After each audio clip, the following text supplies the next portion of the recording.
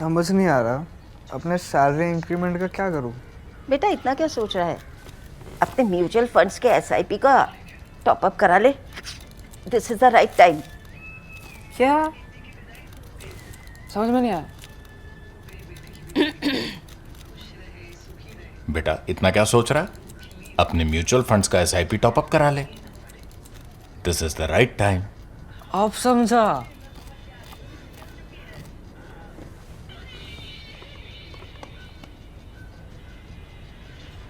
Mutual fund investments are subject to market risks. Read all scheme related documents carefully. नमस्कार, the print में आपका स्वागत है।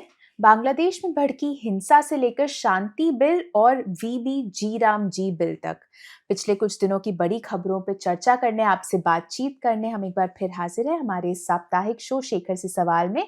मैं पूर्वा मंधानी और मेरे साथ है हमारे editor in chief Shekhar Gupta. Shekhar, सवालों से शुरुआत की जाए। बांग्लादेश से हम शुरुआत करेंगे। लक्ष्य वर्मा बोल रहे हैं कि बांग्लादेश में इंडियन हाई कमीशन के सामने हो रहे विरोध प्रदर्शन के क्या कारण हैं? बांग्लादेश में इस्लामिस्ट फोर्सेस पाकिस्तान के साथ कैसे गठबंधन कर सकती है? क्या उन्हें अपने इतिहास की जानकारी नहीं है या वे बस इसकी परवाह नहीं करते? देखिए, बांग्लादेश में बहुत गहरे मसले हैं।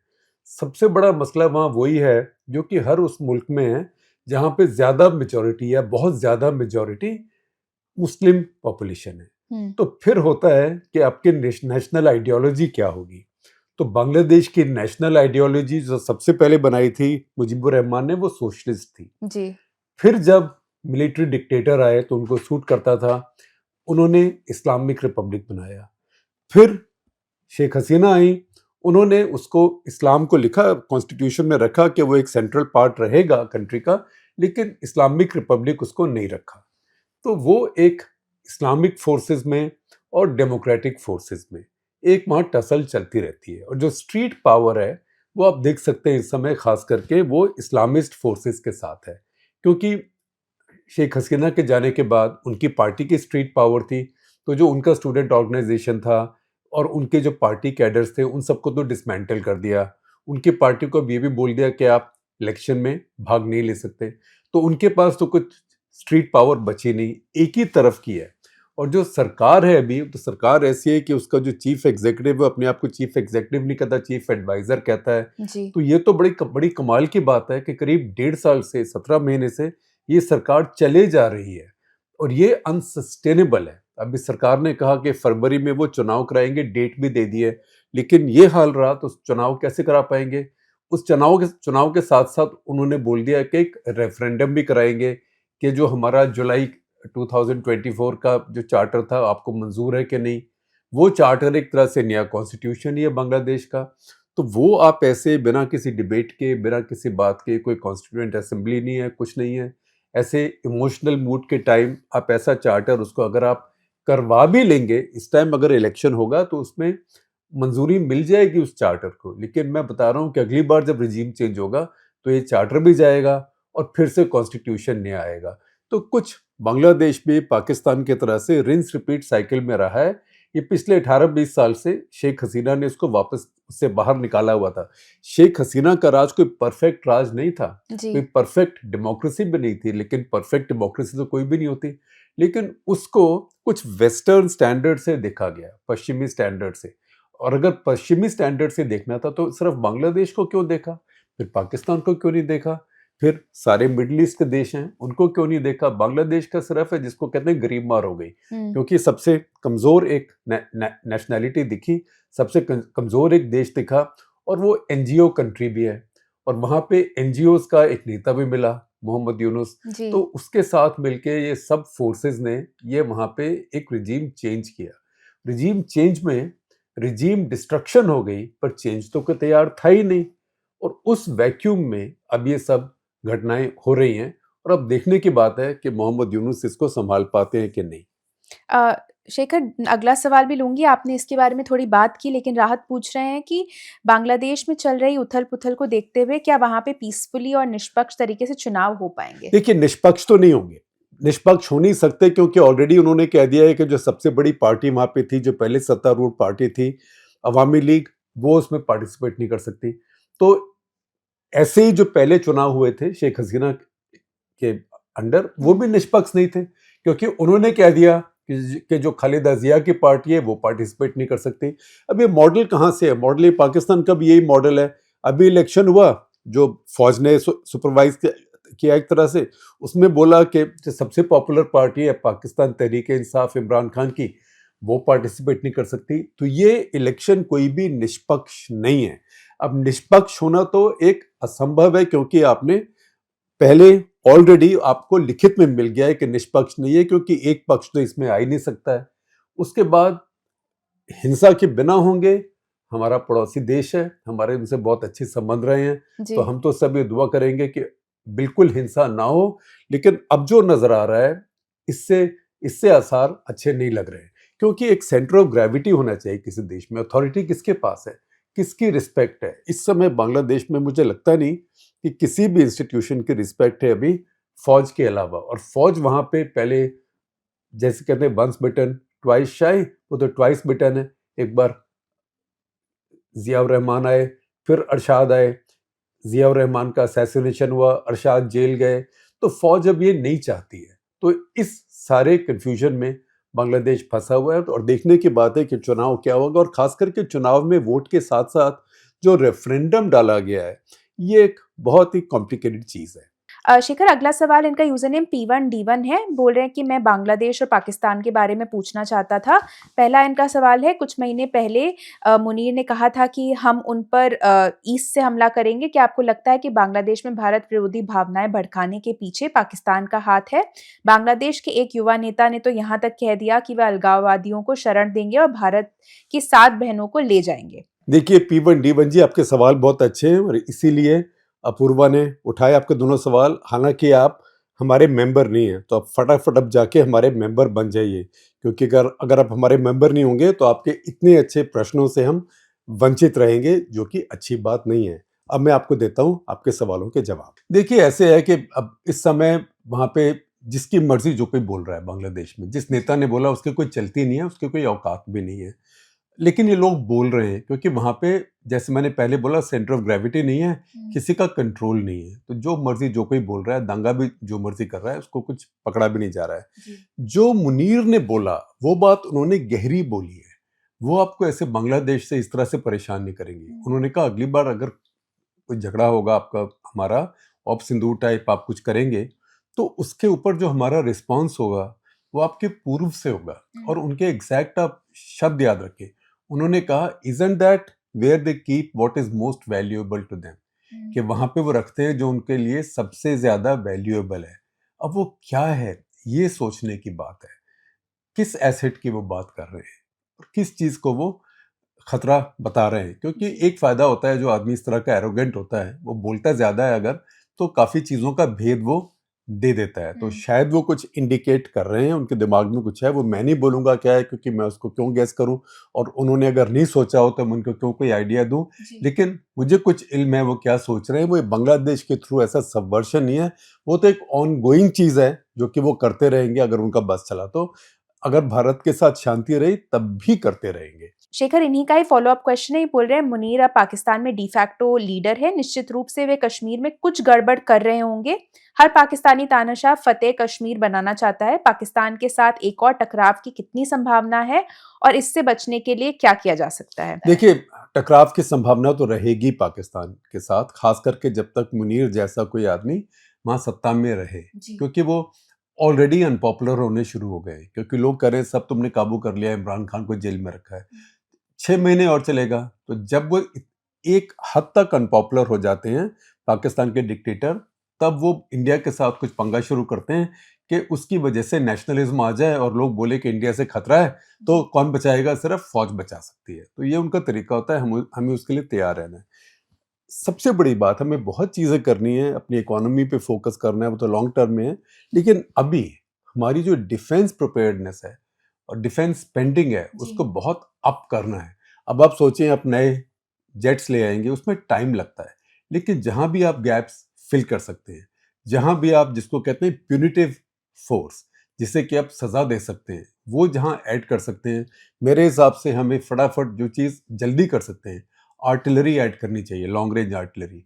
उसके लिए हमें जो एम्यूनिशन है उसको स्टोर करना चाहिए, जितना ज़्यादा कर सकें वो करना चाहिए। जी ऐसे ही मिसाइल हैं, ब्रह्मोस मिसाइल्स हैं, इन सब का स्टोर बढ़ाना चाहिए क्योंकि सब हमारे हाथ में, हम जल्दी कर सकते हैं। उसके अलावा जो कुछ भी हम बना सकते हैं या खरीद के ला सकते हैं, उसको हम अपने अपने तरीके से हर चीज़ की 5 ईयर प्लान ना बनाएं। एक हमारे को 6 महीने की प्लान चाहिए, एक हमें 1 साल की प्लान चाहिए, मैंने पिछली बार भी बोला था, एक 3 साल की चाहिए और एक 5 साल की प्लान चाहिए। 5 साल अगर आपको मिल गए और आप प्लान करके चले तो उसके बाद पाकिस्तान का खतरा आपके लिए, अगली पीढ़ी के लिए खत्म हो जाएगा। पाकिस्तान खत्म नहीं होगा, जी लेकिन पाकिस्तान से खतरा खत्म नहीं होगा तो काफी हद तक कम हो जाएगा। शेखर, अगला सवाल गौतम सिंह का है। बोल रहे प्लीज मनरेगा संशोधन पर अपने विचार बताएं। देखने में तो ये एक प्रगतिशील कदम लगता है जिसमें वर्क डेज में वृद्धि की गई है और एग्रीकल्चरल सीजन मौसम के लिए छूट भी दी गई है ताकि काम पूरे साल डिस्ट्रीब्यूट हो सके, विशेष रूप से गैर कृषि मौसम में जब काम की कमी होती है। मुझे केवल एक ही कंट्रोवर्शियल पॉइंट लगता है, वह है राज्यों पर बढ़ते बजट का बोझ, खासकर हाल ही में जीएसटी कटौती के बाद राज्यों के बजट में आई कमी के कारण। मैं इस पर एसजी के विचार जानना चाहता हूँ और ये भी कि am I missing something? देखिए, पहली बात तो ये है कि ये जिस समय ये प्लान आए, ये स्कीम आई मनरेगा, उस समय सच बोलूंगा क्योंकि मैं जो लिखता हूँ बोलता हूँ सब गूगल पे होता है, आप ढूंढ सकते हैं। मैं मनरेगा के सपोर्टर्स में नहीं था, मैं मनरेगा के क्रिटिक्स में था। और मेरा भी कहना यही था कि आप लोगों को नौकरियां दे नहीं पा रहे हैं, आप इकोनॉमी को ग्रो करा नहीं पा रहे हैं, आप इकोनॉमिक रिफॉर्म करिए, नौकरियां क्रिएट होंगी। ये क्या कि आप आइए और 100 रुपये ले जाइए, ये एक तरह का गिव अवे था। और मोदी जी भी इसका मजाक उस समय उड़ाते थे। मोदी जी एक कहानी सुनाते थे, वो बोलते थे ऐसे था कि एक आदमी जा रहा था जंगल में आगे से शेर आ गया, तो शेर ने कहा मैं तेरे को खाऊंगा। ये चुनाव जो 2014 का, उसमें मोदी जी बोलते थे। अच्छा। तो किसान ने कहा तुम मुझे कैसे खाओगे, मैं तुम्हें गोली मार दूंगा। तो शेर ने कहा गोली कैसे मारेगा, तेरे पास तो गन नहीं है। तो किसान बोला गन नहीं है तो क्या हुआ, ये देख मेरे पास लाइसेंस है, सोनिया जी ने मुझे लाइसेंस दिया है। तो उन्होंने कहा मनरेगा उस लाइसेंस की तरह है जिसके साथ आपके पास गन नहीं है, आपको कुछ नहीं मिलेगा। और ये सरकार की इतने दशकों की विफलता का प्रतीक है। उसके बाद 11 साल उन्होंने उसको बदला नहीं, क्योंकि वो देख रहे थे कि इसका असर क्या होता है, क्योंकि कोई वोट लूज करना नहीं चाहता है। जी। अब इसमें दो चीजें हैं, एक तो ये है जो कि कांग्रेस पार्टी का और इसके क्रिटिक्स का एक्सप्लेनेशन है कि इससे गरीब बहुत नाराज होंगे, गरीबों का बहुत बुरा होगा, अगर ऐसे होगा तो बीजेपी को वोट्स का बहुत नुकसान होगा। दूसरा व्यू है जो कि शमी का रवि, उनका ट्वीट देखिए, उनका व्यू है, वो कहते हैं कि एक स्कीम जो एंटी पॉवर्टी बनाई जाती है गरीबी हटाने के लिए, जब 30% से ऊपर आपकी जनता पॉवर्टी लाइन के नीचे हो, वो एक अलग तरह की स्कीम होती है, और जब एक्सट्रीम पॉवर्टी लाइन के नीचे सिर्फ 3% रह जाएं तब एक और तरह की स्कीम चाहिए। तो इसमें कुछ चीज़ें जैसे आपने कहा प्रोग्रेसिव हैं, जैसे कि फार्मिंग सीजन में नहीं अवेलेबल होगी कि तभी आप जाके काम कीजिए क्योंकि आपको काम मिलेगा, और स्टेट्स के ऊपर कुछ बोझ डालना एक तरह से, पहली बात तो ये ठीक नहीं है कि जीएसटी का स्टेट्स का शेयर अभी कम हुआ है, वो भी हम देखेंगे क्योंकि लोगों की अगर खरीदारी बढ़ रही है, कंजम्पशन बढ़ रही है, तो ये कम नहीं होगा। जी। वो भी देखेंगे 3-4 महीने में मालूम पड़ेगा, लगता नहीं कि वो कम हुआ है। दूसरी बात ये है कि जो हमारे राज्य हैं, और ये सच्चाई है कि इस समय सभी कर रहे हैं, नॉन बीजेपी भी कर रहे हैं, बीजेपी वाले भी कर रहे हैं। जो पहले कहते थे रेवड़ियां हैं, मोदी जी कहते थे, वो रेवड़ियां क्या, अब तो वो डब्बा भर भर के पेठा और जलेबी बांट रहे हैं। तो सब बांट रहे हैं। अगर स्टेट गवर्नमेंट्स और स्टेट पॉलिटिशियंस बांट के चुनाव जीतते रहे तो फिर उनके पास इस स्कीम में देने का पैसा नहीं बचेगा, और अगर इस स्कीम में देना है क्योंकि उनको ये स्कीम भी चाहिए, तो फिर उनको अपना फिस्कल थोड़ा रिस्पॉन्सिबिलिटी रखनी पड़ेगी। तो इसके कई पहलू हैं, इसको अभी देखना पड़ेगा, जिसको कहते हैं तेल देखो तेल की धार देखो। शेखर, अगला सवाल शांति बिल से जुड़ा हुआ है। गिरी जगू मंत्री का सवाल है, बोले शांति बिल पर आपकी क्या राय है? एयरलाइन क्षेत्र में इंडिगो की रवैये को देखते हुए क्या स्मॉल न्यूक्लियर रिएक्टर प्रोवाइडर्स भी वैसे ही रवैया अपनाएंगे?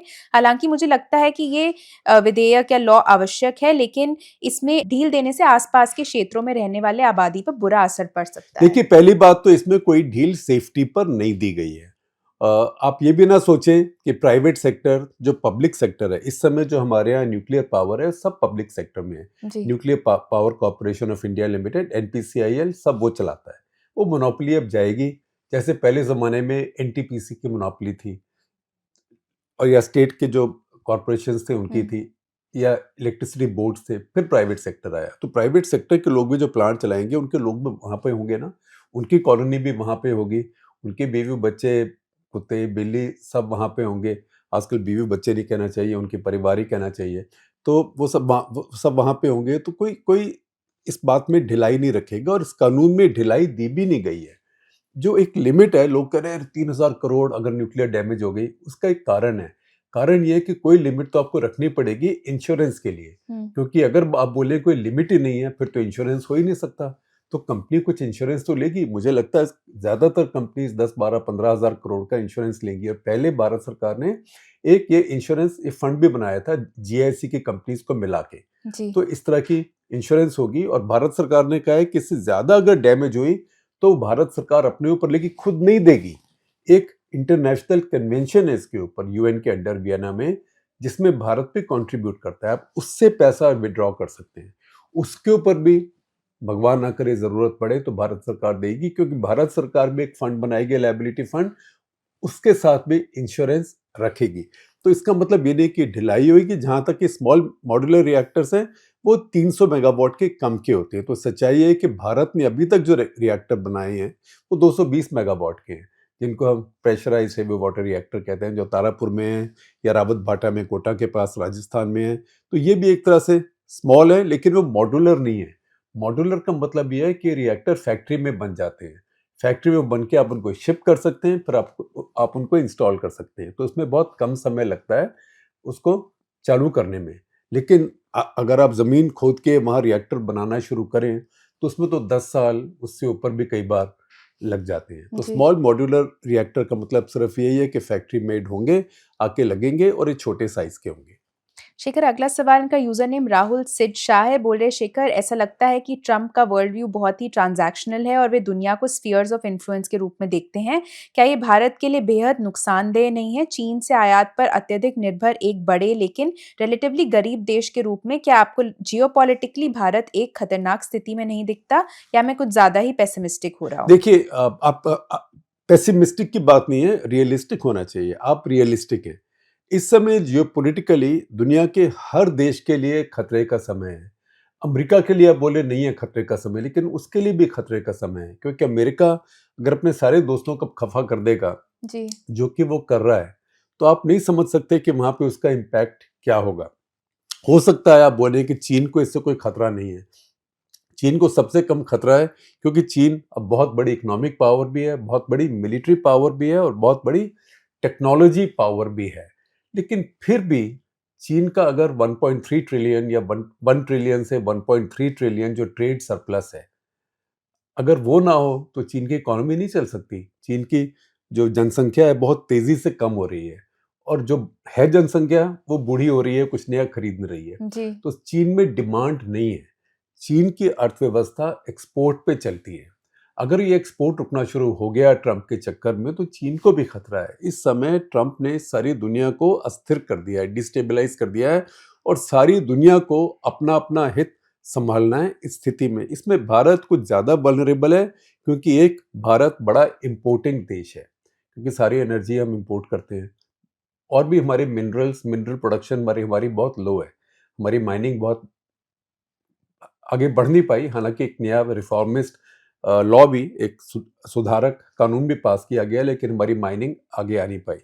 तो इस सारी स्थिति में भारत इस समय एक दिलचस्प मोड़ पे भी है, खतरनाक मोड़ पे भी है, क्योंकि भारत के 2 दुश्मन देश हैं जो कि दोनों न्यूक्लियर वेपन्स वाले हैं। उनमें से एक तो कम से कम पगला नहीं है, चीन। दूसरे का कोई भरोसा नहीं है, क्योंकि वहाँ पे नेता एक ऐसा है जो ये सोचता है कि तो लिखा हुआ है स्क्रिप्चर्स में तो यही होने वाला है, और इसीलिए मुझे यहाँ भेजा है। तो ये जो डेस्टिनी वाले होते हैं ना, खास करके मिलिट्री लीडर्स जो डेस्टिनी वाले होते हैं, डिक्टेटर्स, ये बहुत खतरनाक होते हैं। अपने लिए तो होते ही हैं, जी। लेकिन अपने पड़ोसियों के लिए भी होते हैं। शेखर, अगला सवाल इनका यूजर नेम हैंडल है। हल्का लंबा सवाल है, इसको छोटा करके पूछूंगी। बोल रहे हैं कि नवंबर 2025 के निर्यात आंकड़े विशेष रूप से अमेरिका को दिलचस्प और एनकरेजिंग है। वो बोल रहे हैं ऐसा लगता है कि अक्टूबर के आंकड़ों के बाद हमारा कुल ट्रेड डेफिसिट भी थोड़ा कम हुआ है। बेशक ट्रेड डेफिसिट बैलेंसिंग फिर से तेजी से टर्न हो सकता है, विशेष रूप से अमेरिका के साथ, जैसे ही हमारी सरकारी OMCs जल्द ही अमेरिकी तेल का आयात शुरू करेंगी। मैं आपसे ये जानना चाहता हूँ कि क्या आपको लगता है कि निर्यात में ये अचानक आई सकारात्मक प्रवृत्ति स्थायी है या ये केवल अस्थायी या सीजनल उछाल है? इस प्रवृत्ति में एफटीएस जो अभी लागू हैं जो भी, क्या उनका क्या योगदान है? देखिए, पहली बात तो एक अंग्रेजी में एक कहावत है, हिंदी में भी होती होगी पर एकदम मेरे दिमाग में नहीं आ रही है, one swallow doesn't make a summer. तो सिर्फ एक महीने के फिगर से आप ये नहीं कह सकते कि हमारी ट्रेड ठीक हो गई है। उसमें कुछ फर्क और भी हैं, जैसे कि आप देखें सितंबर अक्टूबर में भारत में बहुत ज्यादा सोने और चांदी का आयात हुआ था, जी। क्योंकि वो धनतेरस दिवाली का समय होता है और उस समय लोगों ने ईटीएफ्स बहुत खरीदे, एक्सचेंज ट्रेडेड फ्यूचर्स, निवेश के लिए, गोल्ड के भी सिल्वर के लिए भी। तो उन कंपनीज को, फंड्स को उसका आयात करना पड़ा, तो उसकी वजह से हमारा आयात बहुत बढ़ गया, तो ट्रेड बैलेंस खराब था। नवंबर तक आते आते वो संतुलन में आ गया, जी। लेकिन फिर भी कई एरियाज में हमारा निर्यात ठीक रहा है, अच्छी बात है। देखने की बात है आगे क्या होता है, लेकिन 50% टैरिफ के साथ compete कर पाना अमेरिका में असंभव है। तो आप समझिए कि करीब हमारे 55 बिलियन डॉलर, अब उन्होंने कुछ मसाले, कुछ फूड स्टफ्स पे उसको हटा दिया है, तो आप समझे कि करीब 50 बिलियन डॉलर्स हमारा जो निर्यात था अमेरिका को, वो इस समय 50% टैरिफ की हिट में है। जी। उसमें compete करना बहुत मुश्किल है और इतना बड़ा अमाउंट है कि इसको जगह जगह शिफ्ट करना भी आसान नहीं है। अभी आप देखेंगे हमारी कुछ निर्यात चीन को बढ़ा है, क्योंकि चीन ने कहा हम कुछ और खरीदेंगे, शायद थोड़ा बहुत रूस को बढ़े। अगर ईयू के साथ हमारा हो गया ट्रेड डील तो उसको भी बढ़ेगा, लेकिन फिर भी अमेरिकन मार्केट के बिना हमारा गुजारा नहीं है। तो अभी मेरी तो यही उम्मीद है कि महीने के अंदर अंदर, एक और महीने में कम से कम ये ट्रेड डील अमेरिका से होगी, या ये ना भी हो तो ये जो 25% रूस के ऑयल का नाम लेके, ये सिर्फ बहाना है, दादागिरी है और ये बहाना है। अगर ये हटा लिया जाएगा तो फिर उससे भी भारत को बहुत राहत मिलेगी, क्योंकि ठीक है, जो भारत के कॉम्पिटिटर हैं एक्सपोर्ट में अमेरिका को, उनके ऊपर 19% है, आपके ऊपर 25% है, आप फिर भी संभाल सकते हैं, लेकिन 19 के आगे 50 आप नहीं संभाल सकते। मुझको लगता है कि जैसे कि अमेरिका के नए राजदूत दिल्ली आएंगे जनवरी के बीच में, उसके आसपास तक के कम से कम 25% वाला इशू सेटल होना चाहिए, नहीं तो वो क्या मुंह लेके आएंगे भारत में। शेखर, अगला सवाल अर्जुन मलिक का है। बोल रहे पिछले एपिसोड में शेखर ने कहा था कि मिनिस्ट्री ऑफ सिविल एविएशन नहीं होना चाहिए उनके अनुसार, और कौन से मंत्रालय अनावश्यक हैं? क्या एसजी मिल्टन फ्रीडमैन स्टाइल आइडिया की तरह मिनिमम स्टेट की ओर बढ़ रहे हैं? देखिए, मोदी जी ने खुद कहा था मिनिमम गवर्नमेंट मैक्सिमम गवर्नेंस, तो कई मिनिस्ट्रीज हैं। मिनिस्ट्री ऑफ स्टील क्या कर रही है? मिनिस्ट्री ऑफ टूरिज्म क्या कर रही है? आप एक डायरेक्टोरेट होनी चाहिए आपके यहाँ टूरिज्म प्रमोशन के लिए। आप पब्लिक सेक्टर में करें, प्राइवेट सेक्टर में करें, आप बजट रखें। आपके पास आर्कियोलॉजी कल्चर ऑलरेडी है, एक मिनिस्ट्री ऑफ कल्चर है, आपको मिनिस्ट्री ऑफ टूरिज्म क्या करना है? क्योंकि सिविल एविएशन आपके पास प्राइवेट है सारा का सारा, तो वो भी नहीं चाहिए, वहाँ रेगुलेटर है। टूरिज्म भी आपको, एक आपके पास होटल्स के लिए कोई रेगुलेटर है, आप कंज्यूमर्स के लिए रेगुलेटर है, तो मिनिस्ट्री ऑफ टूरिज्म नहीं चाहिए। मिनिस्ट्री ऑफ स्टील, आप क्या करेंगे? मिनिस्ट्री ऑफ स्टील, सारा स्टील तो भारत में ज्यादातर तो प्राइवेट बनता है, कुछ बनता है जो भारत सरकार का सेल की जो कंपनीज हैं, सिर्फ उनके लिए हमने मिनिस्ट्री ऑफ स्टील बना दी, सिर्फ एक पोर्टफोलियो बनाने के लिए। उसको आप हैवी इंडस्ट्री में डाल सकते हैं। हैवी इंडस्ट्री की भी सच बात है ज़रूरत नहीं है, क्योंकि हैवी इंडस्ट्री में आप सोचेंगे कि ये रिलायंस की रिफाइनरी और कुछ अडानी का पोर्ट, वो नहीं आते उसमें।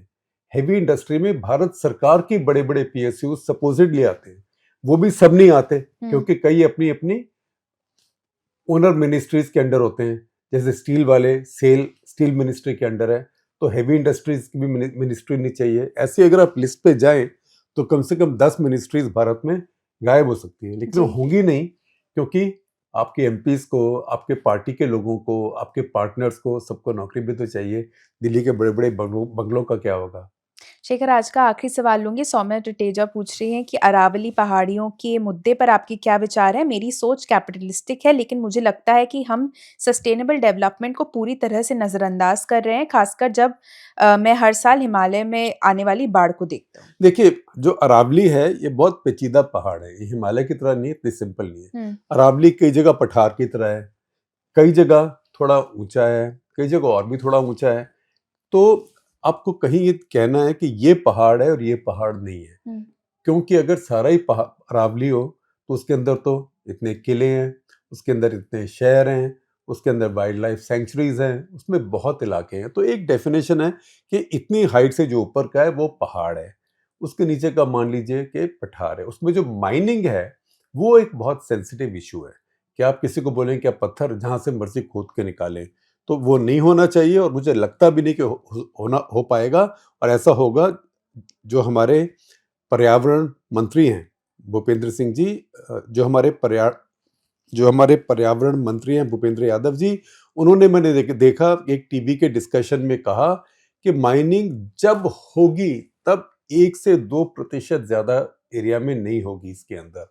और इसमें अभी बहुत नॉर्म्स बनने हैं और बहुत एरियाज आइडेंटिफाई होने हैं। तो हर चीज से डरना भी नहीं चाहिए, इसके साथ साथ हर चीज के लिए खुली छुट्टी भी नहीं देनी चाहिए। और जरूरी है कि नागरिक भी इसमें सतर्क रहें, क्योंकि एक तो माइनिंग वो होती है जो आप अलाउ करते हैं कंस्ट्रक्शन, जी। बाकी वो होती है जो इलीगल होती है। तो इलीगल के लिए नागरिक की सतर्कता भी बहुत जरूरी है। शेखर, वीडियो खत्म करने से पहले आपसे पूछना चाहूंगी, ये हमारे पिछले वीडियो में भी काफी कमेंट्स आए थे और लोग जानना चाहते हैं कि क्या आपने धुरंधर फाइनली देखी?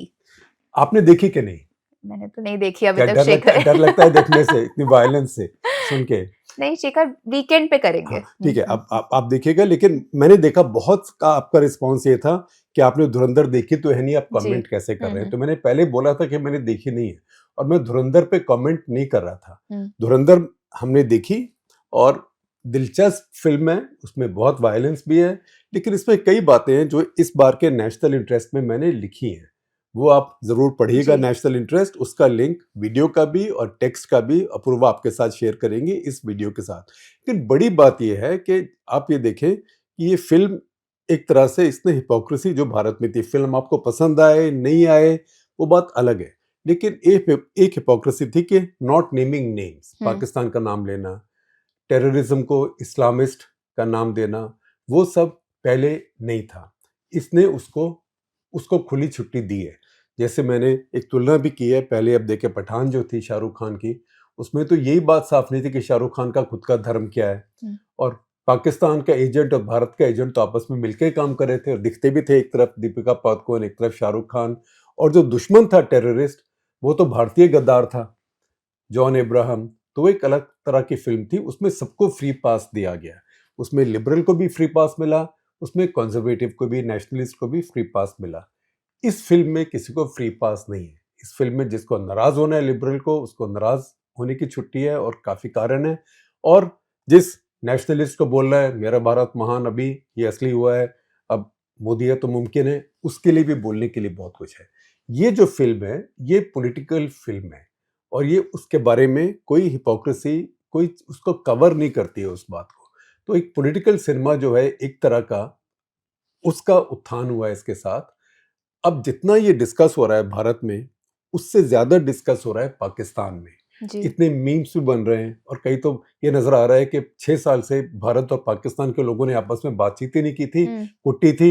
अब कम से कम मीम्स के थ्रू बात तो कर रहे हैं, चाहे झगड़ भी रहे हो, बात कर रहे हैं। और उसके अंदर बहुत अच्छी क्रिएटिविटी और सेंस ऑफ ह्यूमर भी आ रही है। तो मैं कहूँगा कि एक तरह से ये भारतीय सॉफ्ट पावर जो है वो, उसका एक नया उत्थान है, उसकी नई generation, new gen soft power अब ये आई है। और लोग जो कहते हैं प्रोपेगेंडा है, तो प्रोपेगेंडा, आप कौन सी फिल्म जो इस टाइप की स्पाई फिक्शन फिल्म थी, कौन सी प्रोपेगेंडा नहीं थी? क्या जेम्स बॉन्ड की फिल्म में प्रोपेगेंडा नहीं थी? सब सोवियत अंपायर के खिलाफ, सब कम्युनिस्ट के खिलाफ थी ज्यादातर। या लिकार के जो प्लॉट्स थे या टॉम क्लैंसी के जो थे, वो क्या प्रोपेगेंडा नहीं थी? पर उनको भी लोगों ने फिल्मों को देखा। टॉप गन अगर आप देखें, वो भी तो प्रोपेगेंडा है। तो प्रोपेगेंडा और सिनेमा चलता है और सबको पता होता है किसकी असलियत क्या है।